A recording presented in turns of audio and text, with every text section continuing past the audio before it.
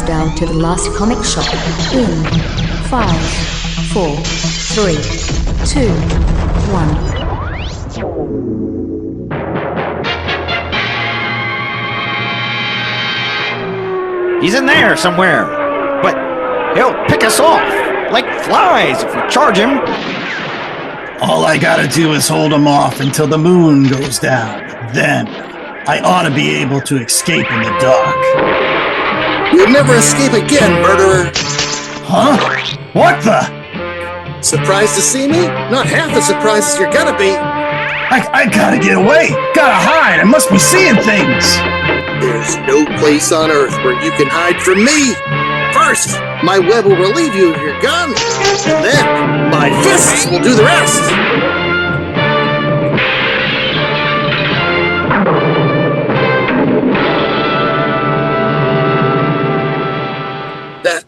That face?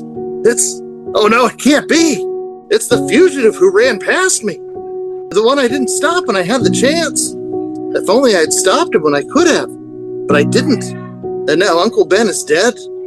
And a lean, silent figure slowly fades into the gathering darkness, aware at last that in this world, with great power, there must also come great responsibility. And so, a legend is born, and a new name is added to the roster of those who make the world of fantasy the most exciting realm of all. Be sure to see the next issue of Amazing Fantasy for further amazing exploits of America's most different new teenage idol, Spider-Man. You'll notice that Spider-Man is Spider-Man without the hyphen. That's right, no hyphen earlier. You had to grow into that. We don't have a hyphen either. It's the Last Comic Shop podcast. Would you put the hyphen between shop and podcast?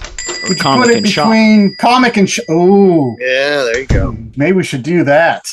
I'm the host with the most, Andy Larson, and I'm joined by Jay Scott and Chad Smith. And we were doing another rendition of our comic book theater, reading from the last 2 pages of Amazing Fantasy 15, featuring the climactic conclusion of that tale where Spider-Man goes and finds the burglar. Starting off with one of the best Spider-Man stories from yesteryear, where it all started, Amazing Fantasy 15. Before later on in the show, we dive into Spider-Man Brand New Day, where they rebooted again and changed some stuff. We do have Brand New Day all throughout today's episode. Again, we're going to be starting off with a review of a compact collection that they recently put out on bookshelves.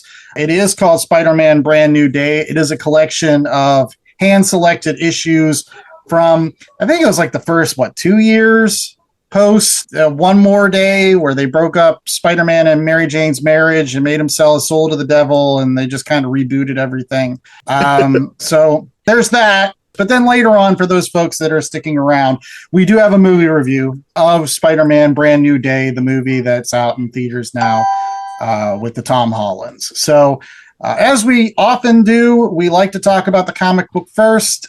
We're going to get the who's its and the what's its from Mr. Chad Smith, because again, Chad, unlike me, was still reading Spider-Man at this time. Like, I saw One More Day and just jumped off the bus completely. He was like, nope, I'm still hanging on. I'll see what happens next. And there's a lot of people that worked on this, right? That there was a brain trust and all this other jazz. Oh, yeah. In the Spidey books proper, once One More Day happened, they did the soft reboot of the Spider-Man universe, where all of a sudden no one remembered who Spider-Man was, and his marriage to Mary Jane, that was kind of nebulous, where it didn't actually happen, but all the other stories did happen, and it was kind of fuzzy. And how are they going to work all that stuff out? But what they did is basically they hit the ground running. Instead of the One More Day period, you had the Amazing Spider-Man comic book, you had the Sensational Spider-Man comic book, you had Friendly Neighborhood Spider-Man, you had all these different Spider-Man monthlies. They decided, since Amazing Spider-Man was the flagship book, that was the one that people cared about, why don't we just make them all the Amazing Spider-Man book and sell that book 3 times a month and just rotate creative teams? What they did, they put together the Spidey Brain Trust, which consisted of Bob Gale, Mark Guggenheim, Dan Slott, and Zeb Wells. And they were kind of steering the ship, and they would bring in additional writers and all that other stuff throughout the course of the Brand New Day triple shipping period. But it was also a time they brought in brand new Spider-Man villains. You got Lily Hollister, you got Mr. Negative, you got people like Screwball and all that other stuff. And all of that led to this compact collection. Spider-Man Brand New Day just came out here in May of this year in time for the movie. There was an interesting selection of stories they chose for this. Issues 555 through 557, which was a story by Zeb Wells and Chris Bachalo. There was Spider-Man 562 and 563 by Bob Gale and Mike McCone. There was Amazing Spider-Man 564 by Mark Guggenheim, Bob Gale, and Dan Slott, 3 writers, with Paulo Siqueira on art. Amazing Spider-Man 574, which is Mark Guggenheim with Barry Kitson. That's the Flash Thompson issue. There's Amazing Spider-Man 575 and 576 with Joe Kelly and Chris Bachalo on art. Amazing Spider-Man 577 with Zeb Wells and Paulo Rivera, and that had the Punisher in that one. And then Amazing Spider-Man 578, 579 with Mark Waid and Marcos Martin. They introduced J. Jonah Jameson's dad. And then one last coda here from Amazing Spider-Man Extra, number 2 by Dan Slott, who eventually took over the book, and Chris Bachalo on pencils there. Whew. Yeah, that's a lot. That's just a sampling of all the folks that were working on these. Again, they were triple shipping. And not only were they triple shipping, this was also the point when they started getting greedy and started putting out the 0.1s and the 0.2s. I don't know, you were getting like 16 Amazing Spider-Man books per month. So there was a lot of people working on Amazing Spider-Man at this time.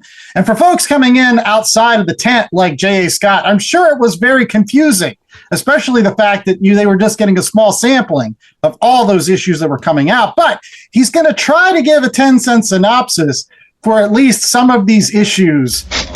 This collection harkens back to sort of 1980s, 1990s comic books, very much so.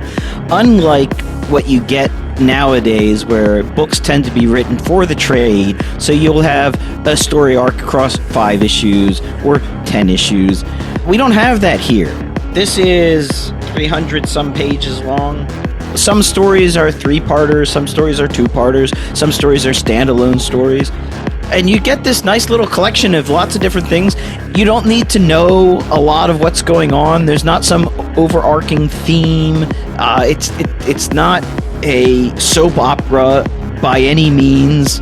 You can pick it up, you can read a story or two, put it down, come back, and I guess the big mystery is who is Mr. Negative. That sort of is percolating in the background a bit. But you've got the first story is about this Mayan god and this crazy scientist who's trying to join powers with the Mayan god and create like a permanent winter in New York, and Spider-Man is cold, and the bum shows him how to stuff his costume with newspaper to stay warm, and that was kind of cool. And then so there's this no-name bar in Bronx, I think, or in Brooklyn, where the supervillains go to commiserate, and there's a bookie there who's trying to take bets on whether Spider-Man, who's been called out on television by some no-name punk, will show up and fight this said no-name punk. That was one of the best stories. There's a very nice one-issue story about Flash Thompson and in the army in Iraq and Afghanistan, and he is up for the Medal of Honor, and they're doing an interview for the Medal of Honor. He's lost his legs in battle, and he's comparing his struggles and how he could overcome all this to sort of some classic moments in Spider-Man's life story. So it's really playing on the fact that he was always in love with Spider-Man, always loved Spider-Man, and was inspired by Spider-Man. And that issue was dedicated to all the men and women fighting for our nation. And I thought it was a really nice story. There's a story, Spider-Man is on the subway train when it's attacked because the next car over is a bunch of jurors for this mafia trial, and the Shocker has been hired to try to kill them all, the jury pool, and Spider-Man ends up trying to save them, and that's where we meet J. Jonah Jameson's father, who was never in J. Jonah Jameson's life because he's raised by a stepdad. And then there's a sort of an amuse-bouche with the opposite of Venom. I forget what his name, Anti-Venom. He's Correct. like white, the black costume, but the art is a little bit sketchy. to say the least. He's really leaning into like late stage JR on that, and not necessarily in the good sense. We love JR, but this was not that. And Spider-Man is not in that issue at all. There's Punisher. Punisher shows up at some point, and he swallows a Spider-Man tracer bug, and Spider-Man is like, "I hope it hurts when you poop that thing out." I was going to ask, though, as somebody that was coming outside the tent and then coming inside, and again, not knowing a lot about what happened with Spider-Man at this time, it sounds like your favorite issue was the one with the bar with no name and the super villains just hanging out and kind of like the bookie. Were there any other stories that like Flash? I like the Flash one. The Flash one. Okay. Yeah. Because, like, I'll be honest, any of the issues that had Marcos Martin or Pablo Rivera on art, those were my jam. If anything about this particular book, as a longtime Spider-Man fan, I took away just from the initial reading, boy howdy, I don't like Chris Bachalo's art at all. I don't. Like, I've officially decided it's not my bag. I think it's way too messy. And when you compare it to, again, the kind of cartooning, the kind of drawing that I do like, and it's like back to back, like, why are we not getting this the entire time? I think Chad's kind of in that boat. Maybe he's not as critical of Chris Bachalo, but I think he's definitely in the Marcos Martin camp with me. Oh, I love me some Marcos Martin art. I am a little bit more pro Bachalo, but I do think there's so much about this collection that confuses me. Like the Bachalo art is part of it, Bachalo. So this is Marvel's, their answer to the compact collections. They're putting this thing out.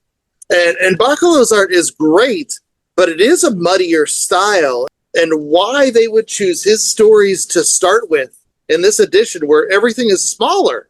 It's even harder to see and harder to understand what's going on. That perplexed me a little bit. But for me, this book was all about the different writers. The Brand New Day era was about 100 issues.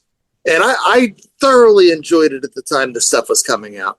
This is coming off the heels of the Straczynski era of Spider-Man, which started off really strongly and then fizzled out for me as it got near the end. And then all the stuff with One More Day, there wasn't a lot of joy in Spider-Ville. And then they poached this guy, Steve Wacker, who was one of the editors of DC's 52. And they said, we want you to 52 Spider-Man, right? And so they brought in all these different talents, and it was different artists, different writers rotating on stories. There's the one story, that POV story, where they had 3 different writers telling the same story from 3 different perspectives. It was all such a fun era. And it was always like, oh, who's going to get the book? Who's going to get the book? And then Dan Slott took it for a decade. And I don't want to talk about that. But you get Zeb Wells, and Zeb Wells has some fun stories, but like they start off with a Spider-Man story with the Mayan gods that are like real gods that are hanging out. Come on. You know why they put that in there. That's Paul Rabin's dad. It's Paul, and everybody hates Paul, or everybody's talking about Paul. Everybody's been talking about Paul since he was introduced. Like, that's the whole thing that sets up the Zeb. I knew why they put that in. Plus, Wolverine's in that. Yeah. Wolverine starts that story. The next story, The Bar with No Name, they bring in Screwball, which Screwball was one of those fun new characters. Hold on. Who's Paul? Oh, J.A. Oh, buddy. We're not gonna do this. He's trolling, kids. He's trolling. I'm not. Paul's the son of the Mayan scientist guy, and just that's it. Let's just leave it at that. Mary Jane's boyfriend. Anyway, the Guggenheim Kitson Flash Thompson story, that was genuinely touching, where they show how Flash was inspired by Spider-Man and does all these heroic things. And then you have the whole Hammerhead arc, where it's Joe Kelly this time writing with Chris Bachalo on art. And that's the one, I think, where you get Aunt May talking about Harry Osborn's girlfriend. She's like, I heard she's a skunk. And then, I can't believe this line made it into a Spider-Man book. Nora Winters, who's just introduced as a character, says, yeah, she's tore up from the floor up, I heard. They're like, how does that make it into Spider-Man? Like, wow! Like, Joe Kelly. Whoa! Whatever happened to Nora? Like, I know what happens with Carly Cooper later on, but what happened with Nora? Like, I always thought Nora was cooler, to be honest. I thought she was a better character. I liked her more. Yeah, she got tied into all the Hobgoblin stuff. Phil Urich, whatever, he goes crazy. But no, Nora's great. And then the Punisher, like, I'm not a big Punisher guy, but that Punisher story was so fun.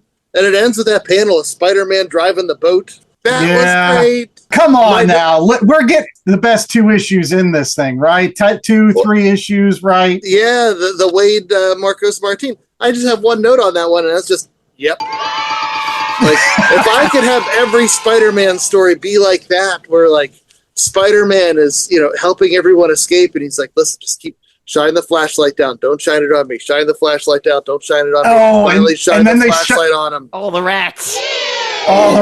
And he's like, please get off this thing. Can you just please keep moving?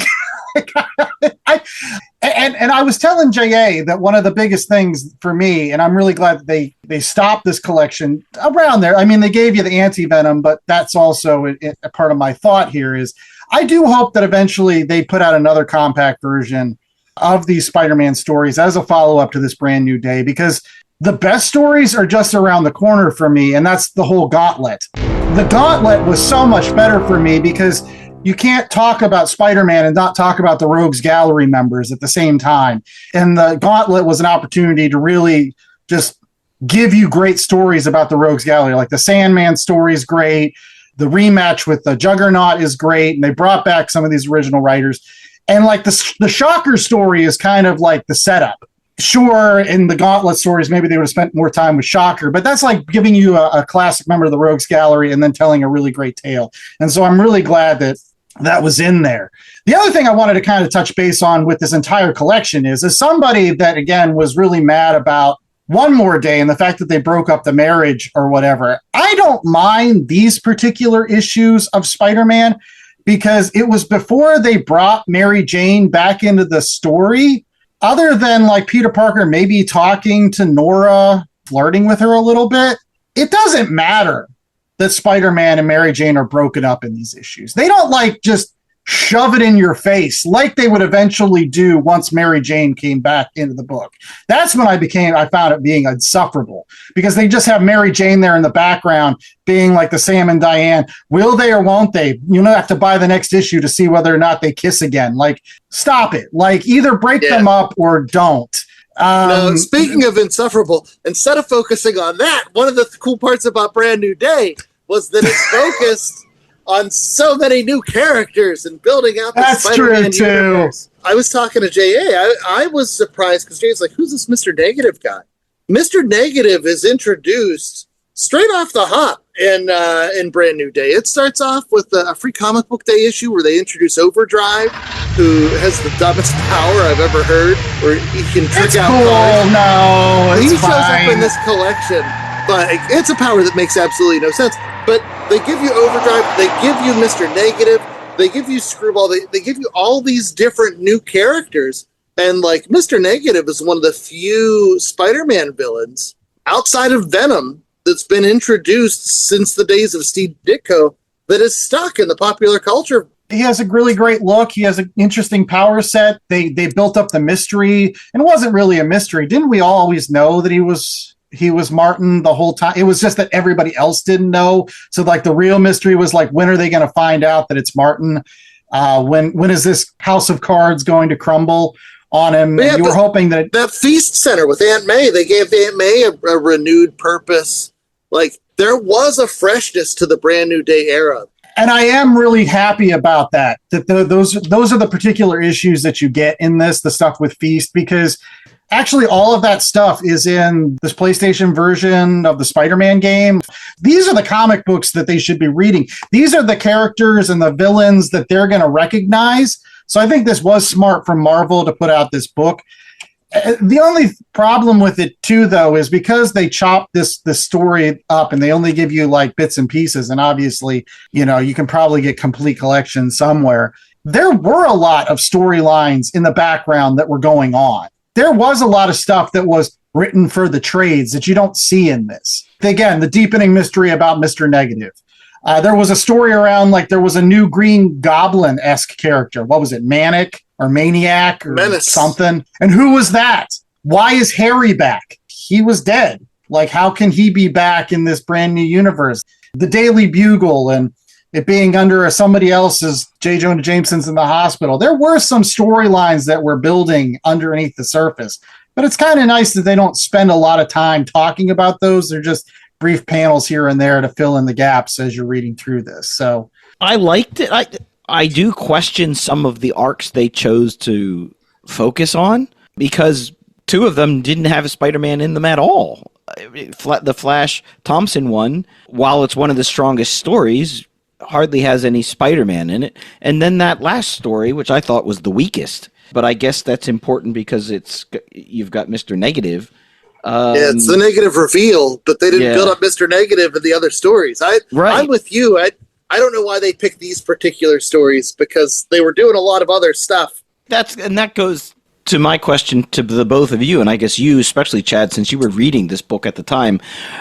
If you had the same amount of books to pick from, would you have picked some of these stories and not others? That's a really great question. And it does go back to the old school difference between Marvel and DC in my head. It was like DC is always great for individual stories, whereas Marvel comics were the ones with the longer soap operas. Those are the ones that went in my long boxes. And so they bring in Stephen Wacker as editor to bring all this stuff together and put together, a long box-esque story where it's all about the soap opera. But yeah, I don't know. I just skipped some of the Paul's Dad crossovers because nobody likes Paul.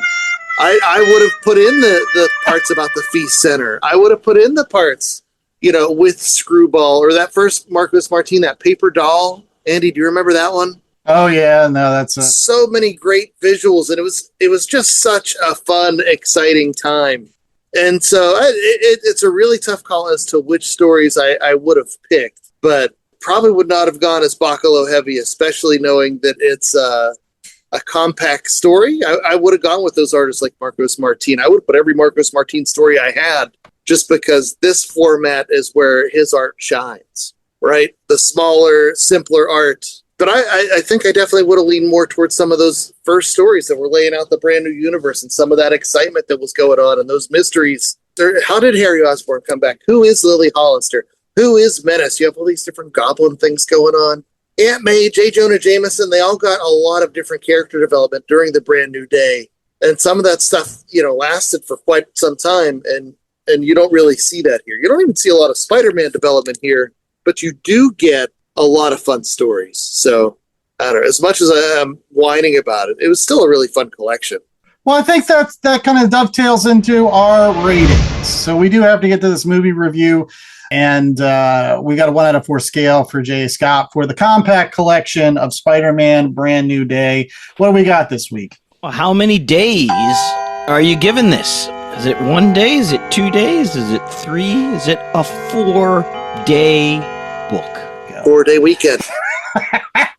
Those are the best. Those are the best. I will start by saying I was really happy that a compact collection was put out on the newsstands with some very approachable stories in there and with a price point of $10. Like if you want people to pick up your flagship character, you want to pick up some Spider-Man, especially on the heels of this movie, giving it the same name as the movie, from a marketing perspective, this wasn't a bad idea. And I'm really hoping that Marvel, again, continues with a volume 2 and we start getting into some of those gauntlet stories, because I think that's where really this particular area shines for me. But I'm going to give this collection probably like a 2.75. I wasn't a huge fan of the Chris Bocciolo selections that were put in this book. The only one that I particularly liked was the Hammerhead story, and that's because, again, it's the Joe Kelly art writing, and it's also the fact that Mr. Negative is in that book, and they do set it up that, like, oh yeah, he's Justin hammering all of the old Rogues Gallery members of Spider-Man, giving them super new powers and sending them out in the world, and that was kind of like, okay, building up Mr. Negative as the threat, so that then that anti-Venom issue actually makes sense. But speaking of the anti-Venom issue, I don't know why that one was in there. First off, there's a character that looks like Felicia Hardy on the first couple pages, and it's not. And then, like, anti-Venom is just weird to look at. Nobody's going to know who he is until later on. You're like, oh, okay, that's Eddie. Fine. I get it. I don't know. I mean, I guess it's a good Mr. Negative, but that was one that I really questioned.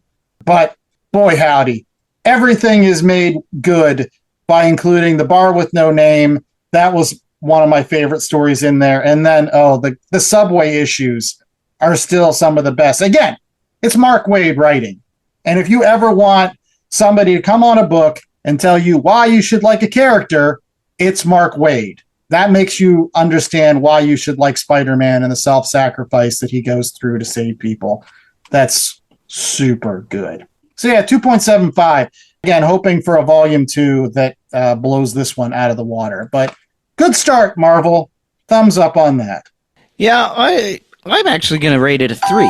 I love the form factor. This is my first compact. We've been talking about them on the show week in and week out, but I've never bought one. They're not here in the Philippines. But I just love the form factor. I love the cost. I love that it wasn't just one long story. So we'll have to see. I got 2 of them. I got a Batman The Long Halloween compact. So that's one long story. So I'm going to see how that racks up against this, which is much more just a collection of different stories, which I liked. I liked that I didn't have to read 300 pages of the same thing. That might have gotten a little bit long. This sort of felt like those Penguin portable readers you used to get, where they give you a couple chapters from this book or a couple chapters from that book. And I had the Rudyard Kipling one, so we got like a couple chapters from Kim, but then you got some short stories and just so stories and Tales from India and a bunch of poems and stuff. That's what this kind of felt like. I can't give it more than that because I did question the stories that they put in, especially that Anti-Venom one.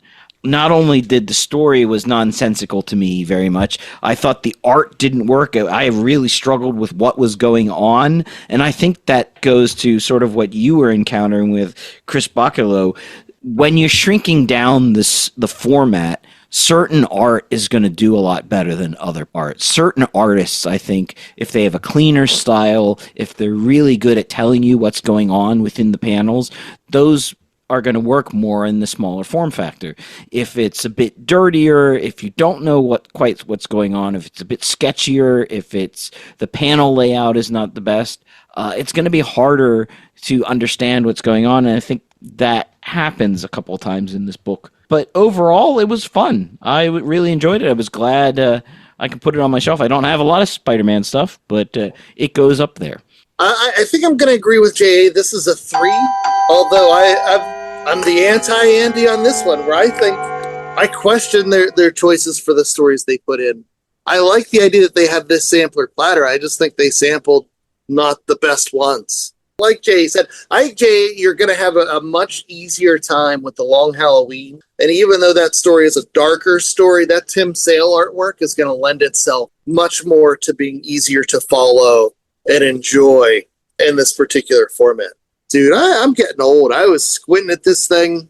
Some of the stories, I don't know. I just feel like didn't capture what made the Brand New Day era so exciting and exceptional. Like, as a Spider-Man fan, as a longtime Spider-Man fan, Brand New Day really was a breath of fresh air.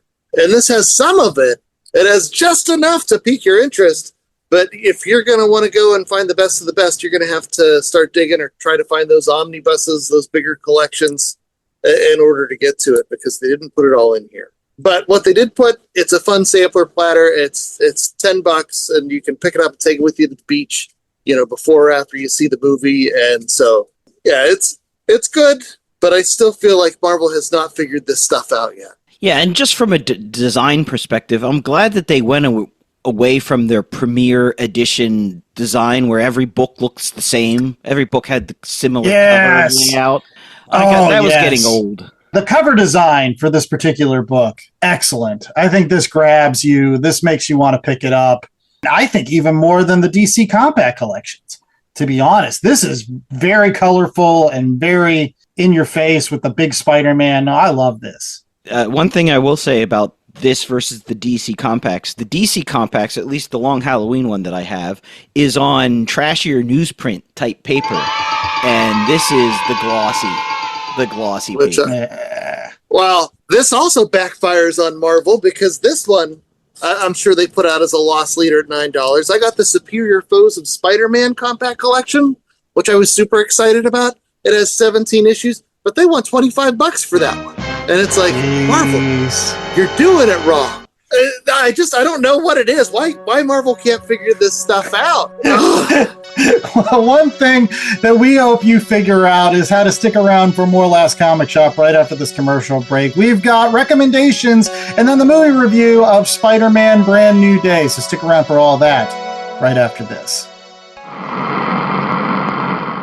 Hey, it's Mikey Wood, frequent Last Comic Shop guest and collector. And as a collector, I'm always in need of boards, bags, long boxes, and more to house all those comics. That's why I use promo code LCSPOD to get 10% off my orders at bcwsupplies.com. Not only does it get me a discount on BCW's already low prices, but I know using LCSPOD at checkout is another way I can show my support to the Last Comic Shop podcast in their continuing mission to bring fans together under that big comic book tent. So if you're in need of comic book supplies, head out to bcwsupplies.com and use promo code LCSPOD today. That's LCSPOD.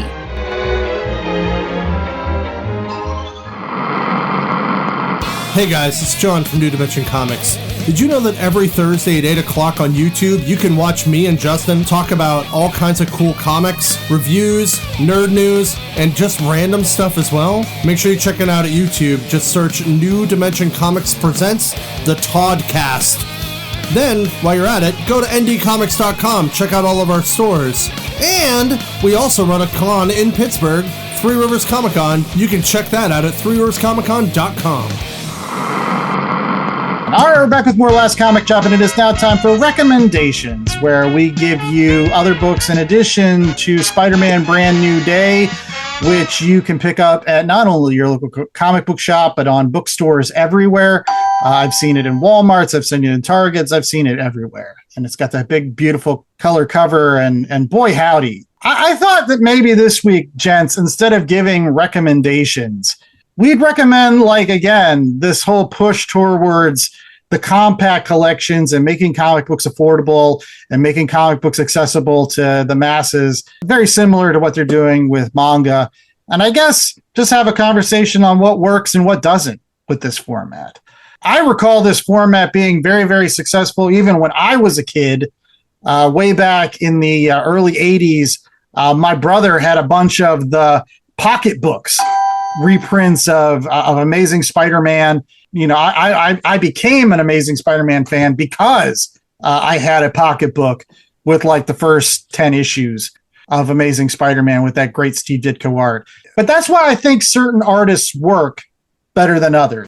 Because I felt the same way when I bought the Arkham Asylum in compact. And Dave McKean's art, no, that's not for a compact. You can barely make out what people are saying because he uses little sketchy words and they blend into the backgrounds and it's all painted and it just doesn't look right. The reason why Marcos Martin's art works, I feel like you have to have artists that have more of a comic strip style, a cartoony, because those are usually bigger people, the panel layout is different.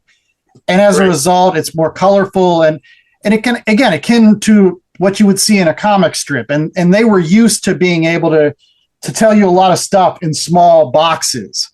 I think that's also why these formats would work better for Jack Kirby stuff or Steve Ditko stuff, because they were still coming from that school of the comic strip. And right. So, it's all in the stylistic choices. And there's some artists that, and trust me, I would love to see Marcos Martin stuff blown up as well and embiggened. Bigger is always better for me. But in a compact space, that's not the place for someone like a Bill Sienkiewicz or the Chris Bacalo. You do want those cleaner, crisper styles so that audiences can understand what's going on and read what the words are. Dave McKean is not a guy that I think lends itself for compact. And people compare it to the manga stuff, but manga has the black and white pages. It's easier to see what's going on. And simplified. There's not a lot of backgrounds. They eschew backgrounds and everything there. I would be interested to see, I don't want to buy it, but I might because I don't have it yet. What DC put out a Watchmen compact. Yeah. When they first came out, I was actually comparing them in the stores to see, did they shrink down or did they increase the size of the word balloons? And they don't. Yeah. Like they shrink everything down to scale. But Watchmen was still readable. Like I didn't struggle as much with that, but I'm sure like some of those little details that you're going to look for in the background, you're not going to be able to notice in the compact. Right. But I do love the paper quality of this Long Halloween one. Give me the garbage paper. Yeah, garbage, and that's how they're making the money, right? Long Halloween is like twice as big, twice as thick, and it was cheaper. It was 50 cents cheaper. For me, I will take the garbage paper every time. Cheaper books with a lesser paper stock. I don't need it to be glossy. I want more bang for my buck. Those Premier collections, the Premier collections were a little bit bigger. And that made me mad. But they finally got it right with the Spider-Man one. They made it the same size as the DC Compact. And the same price point. The Premier collection is also $5. Yeah, but not the same quality paper. It's the glossier paper, more expensive paper. I don't know. Marvel kicks themselves in the butt so many times. How hard would it be? And who would not want to buy? Remember when they had the Essentials collection, the black and whites? Imagine if they took those, shrunk them down, and started putting them out. Who would not want to buy those things? On garbage paper, black and white, you just see the color. Oh, man, I would, all the Jack Kirby stuff, all the Steve Ditko stuff, just the black and whites, but in a compact and just edition. Get those stories out there where kids can read them and people can approach them. These should be in bookshops in airports. They definitely are. I've seen the DC compacts, at least, in Hudson News. I don't know about the Spider-Man one yet, but they're trying to put them out there in places people will buy them and then just leave them for somebody else to pick up, I guess. But no, they're doing it right. They understand, like, they might be taking a bit of a loss to get some of these stories out there, but if you can drum up excitement for Batman and that gets someone into a comic shop to buy your $4 a month floppies or $5 a month floppies, that's what it's about. But give folks a good story they can read and follow at the most accessible point you can.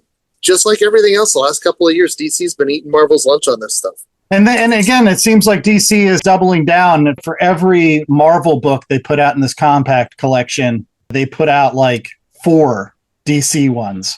They're flooding the market, which is good. I would rather have more choices than just like a couple. But I do think it's smart, even though at the price point that they're putting out Superior Foes of Spider-Man, because that's a really good book. And that I feel like that art also lends itself to a smaller format. Like, I think that's a cleaner art style with the Steve Lieber. So yeah, no, it's one of the reasons I picked it up. But I want Marvel to get it together, man. Get it together. It should have been like $15 at most. Well, one thing that we're hoping Marvel gets together is finally putting out another good movie. Did they with the Spider-Man Brand New Day? We'll see.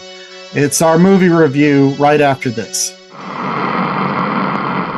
Sasquatch, the Loch Ness Monster, Mothman, the Jersey Devil, Chupacabra. For millennia, these creatures have perplexed the human race. But what if they are forces of good? What if they have been sent here by a federation of more advanced alien species to help and defend the human race? That's the premise of League of Cryptids, a new comic book by Grant Lankard, creator of the smash hits Beowulf and Memoirs of the Morbid. His new comic, League of Cryptids, is a 4-part story involving these 5 creatures banding together to defend Earth from an invading alien race, just as one of their members is losing faith in the human race and questioning their mission. The epic tale begins in League of Cryptids 1. Check out our Kickstarter page for more information.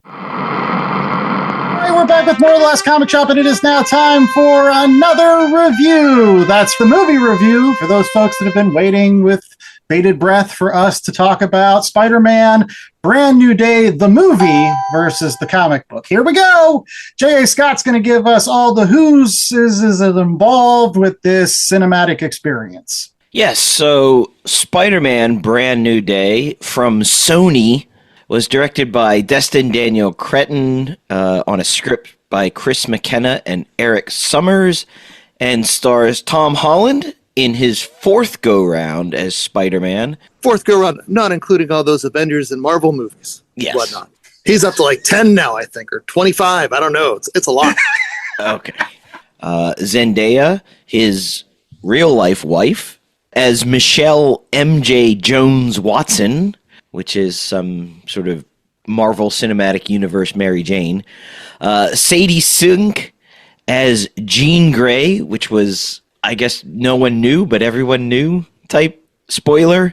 Jacob Batalone as Ned Leeds. John Bernthal reprising his Punisher Frank Castle role. Very, very wonderful for only 2 short scenes. Florence Pugh as Yelena Belova. Come on. She was in a hot tub. Of course you think it's great. Yes, it was. Trammell Tillman playing William Bill Metzger, the head of Damage Control. Marissa Tomei reprised her role for some flashback scenes as Aunt May, and Mark Ruffalo coming in as everybody's favorite Hulk, and this was real Hulk. None of that Professor Hulk bullcrap. He turned into the proper Hulk this time. That's right. Savage Hulk. That was good. That was good, man. Not to give too much away in my initial thoughts, but my God, do I love a good Spider-Man Hulk throwdown. I don't know why. I think it's because they're so, like, you know, opposite fighters. Like, one's fast and agile, the other one's just brute strength. So that was one of my favorite parts. But in any case, that's part of the 10-cent synopsis that Chad Smith's going to provide. So, Chad, what else happened other than a Spider-Man Hulk throwdown in this movie? There you go. We'll keep it relatively spoiler-free for those folks that haven't seen yet, but basically, this is post-Spider-Man No Way Home, where he's basically pushed away all his friends. He no longer has Aunt May. This is a Spider-Man who's off on his own, and he's pining for connection, but instead of being able to connect with his friends like Ned and MJ, instead he connects with the greater MCU, including but not limited to crossover pals like the Punisher, who at one point he puts in charge of a very important task. The Hulk, where you get both Professor Banner and Smashy Hulk. You get the White Widow. You get Damage Control, and a few other surprise appearances. You get Sadie Sink as Jean Grey as the big bad. And yeah, but it's about a Spider-Man who's a sadder Spider-Man. He's grown up. He's trying to be more mature. And while he's maturing, he's also maturing into a human spider. And there we go. Well, that's, I think, where I wanted to start off here real quick, because Chad, have you been critical over the years of the organic webbing? I remember when they brought that into, like, the 616 proper, you were not a fan of the whole organics webbings. I was not. So in a universe where everybody can be a science whiz, where Ned is creating these programs to track Spider-Man all across the globe, MJ is like, oh, well, you have an engineering degree from MIT. I'll show you blah, blah, blah, blah, blah. And Peter Parker has a Tony Stark-like AI assistant that talks to him while he's swinging around in his suit. I hated that. I'm right. Like, what is he? The new Iron Man? Why does he need a talky assistant person? But he has one along with a fabricator that can make whatever he wants. So he doesn't need the organic webbing. And all I was thinking when that started to happen, one, spider puberty, that's weird. Thing two, he trusts those organic webs very, very quickly. He's like, what? Organic webs? What? Oh, I'm going to jump off a building now and use these. It was confusing to me. I didn't get you can't use the organic webs and the homemade webs. They're canceling each other out or messing each other up. Yeah. Like, what? Oh, yeah. He can't fabricate, like putting that on top like he used to do with the black suit, like of his wrist, and have both. You guys didn't like the fact that he gave Peter 2 a call out, that Tobey Maguire had already set the table for the organic webs and he had met Tobey Maguire's Spider-Man. So he knew that this thing was a thing. And so he was like, that's why he trusted it, because he saw Peter 2 do it. And like Peter 2 was awesome. Yeah, but imagine that conversation next time when they meet up in the next big crossover movie.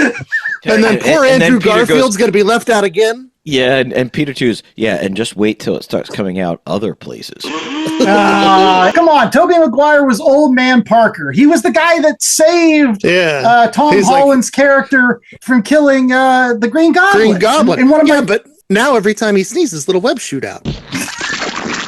I loved it. I thought the organic webbing, the whole idea of like arachnid hormones and like inhibitor chip and all that.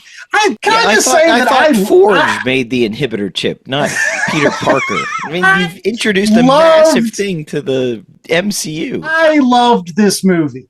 I'm just going to say it point blank. It may not be my favorite Spider-Man movie. It's really hard to top Spider-Man 2, but I really did love this movie. And the reason why I loved it was because it felt like a comic book again to me. Those movies in which you have people like the Hulk and the Punisher and Jean Grey and a bigger universe and throwing in, even if it's cameos of Boomerang and Tombstone, like I didn't care, but it was awesome. It felt like a lived in world. It felt like the Marvel world that I'm used to. And sometimes other movies can do it poorly where they try to shoehorn too many things in. But this one, I didn't feel like it. Maybe it's because it spanned like 4 years or whatever from the beginning of the movie to the end of the movie. And so you saw Spider-Man and like his day-to-day, and you could believe that he would, build up these relationships with certain people. Jean DeWolf was in it. My God, for people that love Jean DeWolf, hopefully she doesn't meet the tragic end in the MCU that she does in the comics, but we'll have to get to that in a later time. But I love this movie. Did you guys not love this movie? No, it's all right. It's all right. It's a little long. They could have cut about half an hour of it, and it would have been better. It was the problem I had with it. It was just too sad. The whole thing was sad all the time, and so you took away what made the first three interesting, which was the interaction between Tom Holland and Zendaya, the MJ Peter Parker thing, which they obviously have chemistry. They were so great together on screen, and you lost that in this one. And so I thought some of those notes, some of those beats then became just retreads of the first couple movies where he has to redo the whole falling in love thing with her again. We've seen that. So I was like, ugh. And so half of the movie was just a bit too sad-sacked. That's for me. I didn't mind the sadness. Like, I thought that was an obvious continuation of the Peter Parker character and like growing up and becoming, instead of the teenage Spider-Man, like this is the man Spider-Man sort of thing. Like I thought that was a valid story to tell. For me, a lot of my problems, there were so many outlandish things in the plot that I didn't like, but then the relationships between all the characters I loved. Like I loved Frank Castle as the straight man, right? And I'm not a Punisher guy, but the fact that Peter Parker has no one else to trust, and so he turns to Frank Castle when he needs somebody to take care of MJ. And then MJ's even like giving the Punisher grief, about all this stuff. I love those moments. All the Ned stuff. Ned is always fun. Like all the interactions with all the MCU characters I thought were, like Andy said, it felt like he exists inside that comic book universe. But I already talked about the plot with the spider puberty. That came out of nowhere, and I just didn't dig it. The fact they made Jean Grey the big bad, and our power manifests through the form of interpretive dance, where it's like, all right, extras, walk, walk, pose, walk, walk, pose, walk, walk, pose. Like, I imagine that was fun on the set. All of Jean Grey didn't like match up with what I thought Jean Grey should be in my head, and I thought they were shoehorning her into something. Made her a killer.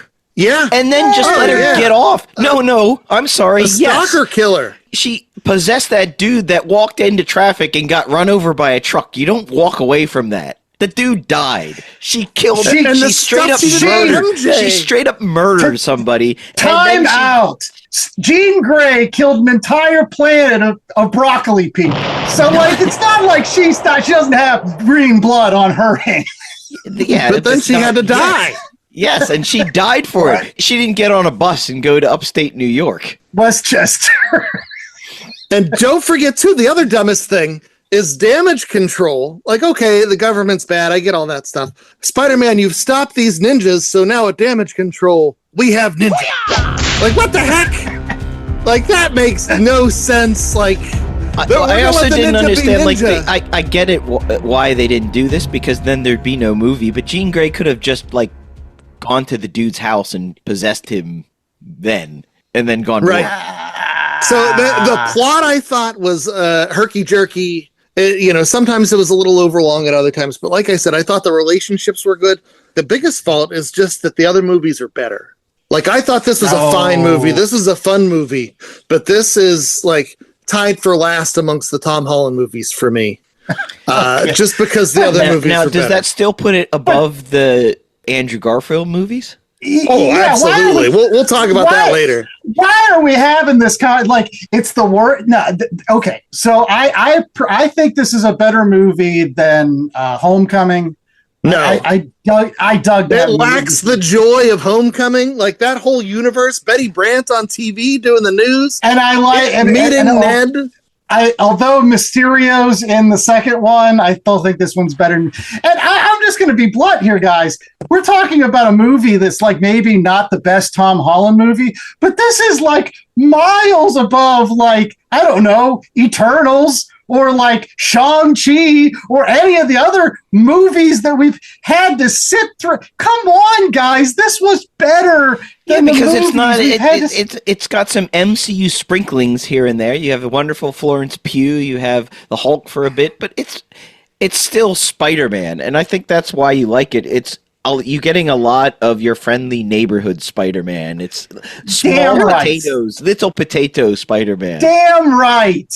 You're not going to rank that against Shang-Chi. You're going to rank that against the other Spider-Man movies, and this one's middle of the pack. Listen, did I go home immediately after watching this movie? I dug out Amazing Spider-Man 14 because I wanted to see the first time he fought Hulk. I love the fact that he got to fight Hulk. Can we talk? And we got a proper Hulk. Like, he was a cool Hulk. He had like a bunch of pieces of building hanging off of him. Like, he was so pissed and huge. Like, huge. I don't know. And Jean Grey, I think it's really hard to do mental powers on the screen well, right? Because it's mental powers, right? Like, all you can do is like, that's why, Andrew, you have to harken back to all those wonderful stories with Spider-Man and Jean Grey using her mental powers. Let me think. Oh yeah, I don't think there are any. The Spider-Man movie wrapped in an X-Men movie, which I guess Sony also owns the X-Men, right? So no, that was Fox. They're now all Marvel. Oh, okay. Right. But I was really happy to see all these universes colliding. I was walking out of the movie theater with Nicole, and she genuinely turned to me and said, Spider-Man doesn't hang out with the X-Men. And I'm like, he doesn't. He doesn't as much as other characters, but he has. Like, she does have a point. No, she has a point. No, it's not. He's taught at Xavier's school. Like, it was the Jean Grey Academy at that point because they were both dead. Well, there you go. Even better. But what I'm trying to say is, I like the fact that finally we're at a place and we got a movie that things are starting to come together and you actually see the Marvel tapestry interwoven. Right? Like, you're starting to see, like, oh, there's the Fantastic Four and the Avengers and the X-Men and Spider-Man and the Hulk, and they're all together. They're all in one shared universe. That was nice. And for years, like, we didn't get that because they were all siloed into their own studios, and we couldn't talk about, the fact that X-Men could be in a Spider-Man movie. That's kind of cool that we finally got that, interpretive dance or not. I thought it was neat. Again, we got an X-Man in a Spider-Man and they movie. made her a murderer. Yeah, the bad guy. She looking for VMAX, which is the Pokemon card. Killed a whole planet. Not when she was a little girl. She did that when she was grown up and the Phoenix Force was in her. Not now when she was just learning her powers. She didn't have MJ like do the scene from Memento where she's like, I'm just gonna rip your heart out of your chest and hold it still beating before your eyes and watch you die. Oh, that was that. How about that scene? That was pretty freaking I don't even know you. Oh. Kisses him the kiss, and he's and crying. Then afterwards, she's like, "Oh, did you think that was MJ?" Ouch. Oh, No J. Jonah Jameson. no. That was sad, but you can't get him for everything. You got to save him, pepper him in here and there, sprinkling. You didn't get a lot of Ramrod either, so shrugs. We got like one scene of him, one scene of Boomerang, like one hot second. Could have used a little bit more. Same Boomerang, with Tombstone, which had gotten a lot of pub before the movie, and it was like that was the Tombstone scene. You're Tarantula was just slow mo. That's it. Slow mo and out. You got him. I loved it. I had bet my son over under 5 Spider-Man villains in this movie, and I think I hit it at 5. Because I'm not counting Jean Grey as a Spider-Man villain, and I'm not counting the Hand as a Spider-Man villain either. Oh, right, because they're not.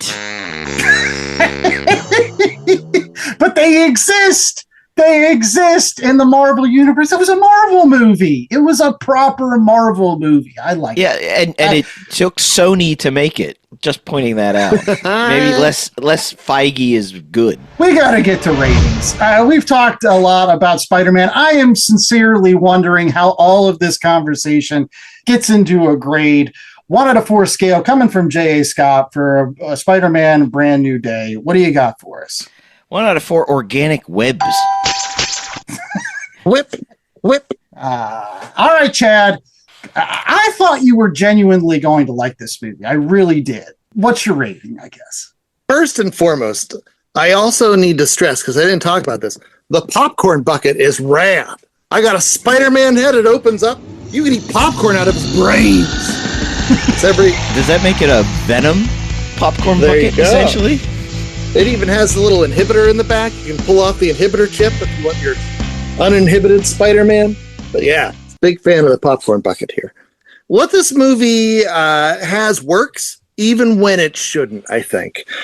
The actors involved here, the John Barenthal of it all, the Sadie Sink, the Zendaya, the Tom Holland, they will this movie into a win, even though the plot is shaky.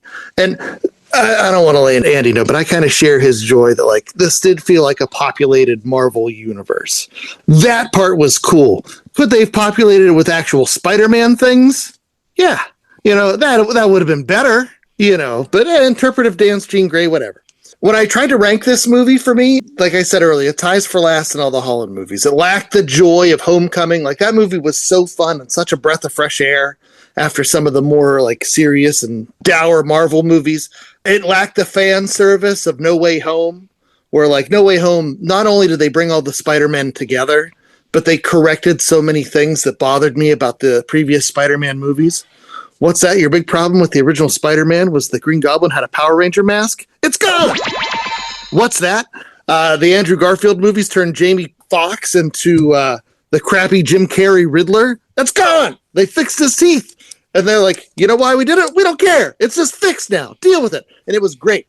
They did all those great fan servicey things.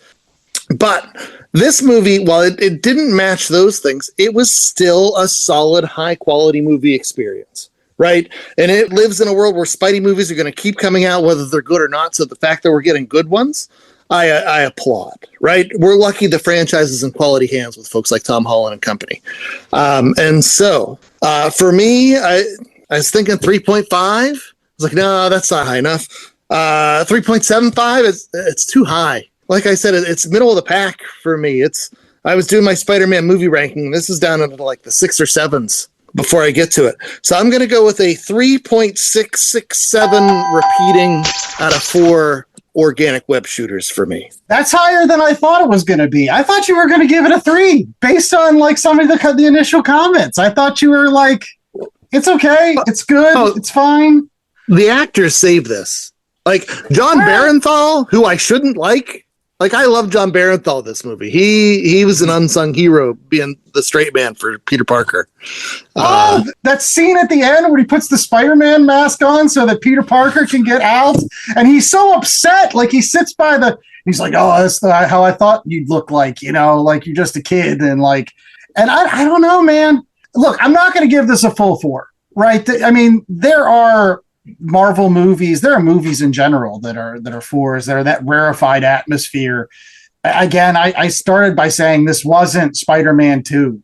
And to Chad's point, I don't think it's even Spider-Man No Way Home, to be honest. I enjoyed that one more, again, because of all the things Chad mentioned. I'm not going to mention them again. But this movie felt like a Marvel comic book. Also, to Chad's point, they're going to make Spider-Man movies regardless of whether they're good or not.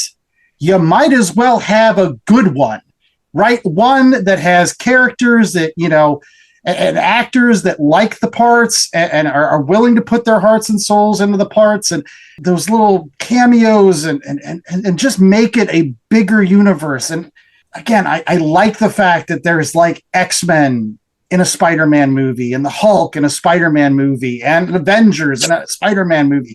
Because Spider-Man is the flagship character. He touches everybody. He has been a guest star in all of their books. He's been a guest star in the Avengers. He's been a guest star in the X-Men. He's been a guest star in the Hulk. He's there because he sells tickets. He sells books. He's the flagship character. And there were fannies in the seats for this movie. I went to a packed theater. There wasn't a seat in the place. There were people as old as 80. There was kids as young as 4 dressed up in Spider-Man costumes. It was tremendous. This is what you want from a Spider-Man movie. This is what you want from Superman and Batman, the big heavy hitters. And I don't know. It's a 3.85. It's a little bit higher than Chad's. I like Damage Control being the bad guys. I like them testing people. And it gave me a lot of great set pieces, especially that Hulk fight, which again, I love that Hulk fight. Love it. J.A. It was good. It was overly long. Could have been edited. Could have cut some stuff. Like all these movies, they're just a little bit too long these days. And if you edit, then you make it a bit of a tighter movie. I didn't love the whole Jean Grey of it all. First of all, she wasn't really a villain, so some of the choices they made, like making her a murderer, are very... Yeah, she's quite the villain. Yes. But is that Jean Grey? Yeah. And then they just let her off the hook after she killed somebody. I'm just going to say that. So I don't know what Jim Shooter would have thought of that. I thought the best parts of the movie in the previous Tom Holland ones had been the interaction between Peter and MJ, and in this one it was the interaction between Spider-Man and Punisher. That was great. The Frank Castle straight man to Spider-Man and the going back and forth, and like he takes the gun away and Frank says, "That's all right, I've got another one." And of course it was a very PG Frank Castle. Thank you, Spider-Man, for webbing his mouth closed so that he couldn't swear. I'm sure that got a big laugh in the movie theater. It did where I was watching it. It's very nice to have those little sprinklings of other Marvel characters. I'm not going to lie. I did love the Florence Pugh of it all, just because she's wonderful. But other than that, it was an better than average, but not great, overly long superhero movie. And I think the fact that it was Sony and not the main Marvel helped it. The less Feige, the better at this point. I'm giving it a 3.5. That is also higher than I thought you were going to give it, especially with your sad sack comments. I mean, Spider-Man's one of the saddest heroes out there. He's motivated by guilt, for God's sakes. But I'm surprised. I thought it was going to be, again, a 3 from both of you. Call me Ishmael. Call me Ishmael. Just don't call me late for another episode of The Last Comic Shop. We've got them every single Tuesday, including next week, when we'll be reviewing Dave McKean's Cages, courtesy of Mikey Wood. And you can listen to that, as well as all the rest of the episodes for the 2026 season and beyond, by going out to www.lastcomicshoppodcast.com and rate, reviewing, and subscribing. It's as simple as that, kids. No fancy web shooters, no organic webs, no nothing. Just a subscription button. You click it, goes ding some places, and you're ready to go. So we hope you do it. You won't have a stupid AI robot lady talking to you. I hated that. Spider-Man is not Tony Stark. So the Amazing Spider-Man movies with Andrew Garfield, I got on those movies so hard because they weren't my Spider-Man.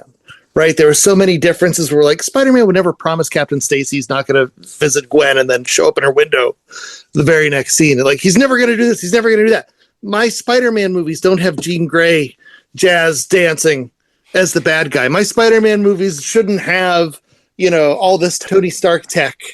But this cast just makes it work. It's hard not to love Tom Holland. It's hard not to love whenever he's talking with Ned and they're just like two kids having fun and connecting. Like, I give this movie a lot of passes just because they do such a great job with it. Well, one thing that does a great job is our merch store. That's right. We did have some recommendations earlier in the show, but JA always recommends great merch you can pick up at our website, right? Sure, and you can get T-shirts, hats, coffee mugs, tote bags, and if you want them, you can get them in yellow and green, because that's what Jean Grey would wear. Then you can jazz dance across the lawn. I thought that was Rogue in the bus.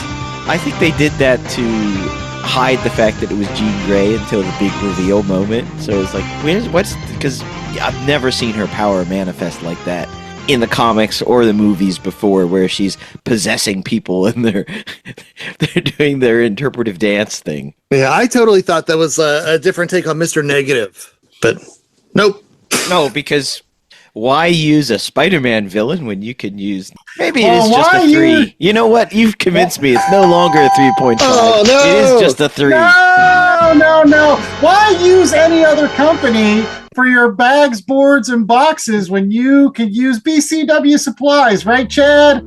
Well, when you go to bcwsupplies.com and stock up on all your comic and card collecting needs, including bags, boards, little things to display your comics, fancy boxes, all those things and more.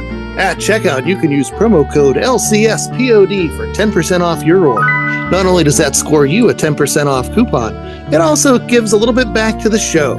So we thank everybody that goes to bcwsupplies.com and uses the promo code LCSPOD. We got to finish this episode before this becomes like a 2 movie, 1.75. Like, I did like when Florence Pugh asked him to take off his leotard. He was like, "What? It's a leotard." Look, I've seen your belly button. Your secret identity is no longer safe. Felt about making her the Black Widow. She's always the White Widow. Why do you have to give her the... I guess she's a Black Widow because they're all Black Widows? Whatever. It's Florence Pugh. Who cares? We hope that you care enough about the last comic shop that you come back next week. Until then, I was host with most Danny Larson. I was joined by Jay Scott and Chad Smith. And we hope that you stay safe. Stay Spider-Manning. Stay web spinning. Stay web shooting. Spider sensing. Peter Tingling? Peter Tingling. I forgot about that. Which makes no sense then. So, like, his big thing was, you're not a killer. But she just had killed somebody. Taking over, like, a whole 3-mile radius. Yeah, like doing the whole Professor X thing from what is Old Man Logan, whatever that means. Logan. What was the movie called? Logan? It's just Logan.